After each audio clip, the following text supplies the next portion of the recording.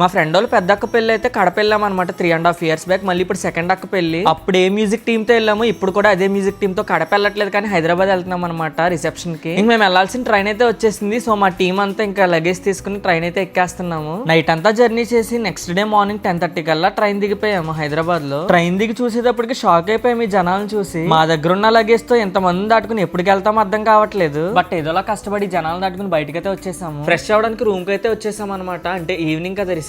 Morning అంతా rest తీసుకుని ఇంకా రిసెప్షన్ హాల్ కి అయితే వెళ్ళిపోతున్నాం అనమాట. అంటే మ్యూజిక్ వాళ్ళైతే ఇంకా ముందే ఉండాలంటే అన్ని సెట్ చేసుకోవాలి కదా. సో మేమైతే ఎర్లీగా వెళ్ళిపోతున్నాము. ఇప్పుడు రిసెప్షన్ జరిగే హాల్ అయితే ఇదే అనమాట. డెకరేషన్ మాత్రం క్లాస్ లుక్ తో భలే ఉంది కదా. మా టీం అంతా ఇన్స్ట్రుమెంట్స్ సెట్ చేసుకుంటున్నారు అనమాట. ఇంకా టీం అంతా సౌండ్ చెక్ చేసేసుకుని కూర్చున్నాము. ద బ్యూటిఫుల్ కపుల్ ఎంటర్ అయిన వెంటనే మన ఈవెంట్ అయితే స్టార్ట్ అయిపోయింది.